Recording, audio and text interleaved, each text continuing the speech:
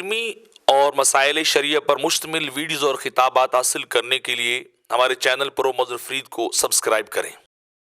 اگرچہ محدثین کا اختلاف ہے لیکن راجح قول یہ ہے کہ امت کے اندر واحد ایک ہی ہستی ہے ابوبکر، جن کی ابتدا میں سید الانبیاء نے بھی نماز پڑھی ہے، سرکار نے ان کے پیچھے نماز کو ادا کیا ہے، کیونکہ آقا علیہ الصلوۃ والسلام کا فرمان ذیشان ہے کہ اتنی دیر تک کوئی بھی اللہ کا نبی اللہ کی بارگاہ میں نہیں جاتا جب تک کسی امتی کے پیچھے نماز نہ پڑھ لے، اور امت مسلمہ کے اندر یہ اعزاز رب کائنات نے ابوبکر کو عطا کیا ہے۔ اور اب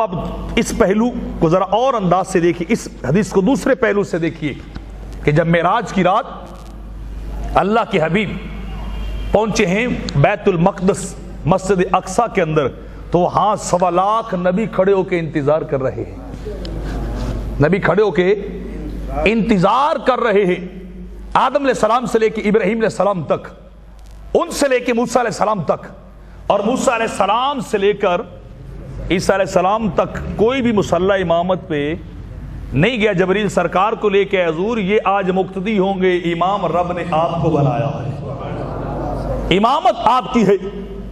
قیادت آپ کی ہے، سیادت آپ کی ہے، مہربانی کیجیے آپ آگے چلے جائیے، آپ آگے چلے جائیے۔ تو جہاں سرکار ہوں، اللہ کے حبیب ہوں، وہاں تو نبی جماعت نہیں کروا سکتا، مصلی امامت میں نہیں جا سکتا ہے۔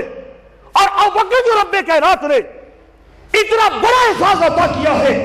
کہ ابوبکر نبی نہیں ہے، غیر نبی ہے، ابوبکر رب کی رسول نہیں ہے، غیر رسول ہے، بشر عام ہے، انبیاء کے بعد افضل ترین ہے،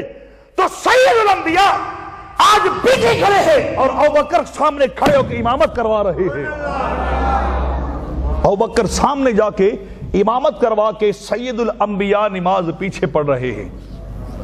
تو رب نے ابوبکر صدیق کو پوری امت کے اندر سے یہ اعزاز بخشا،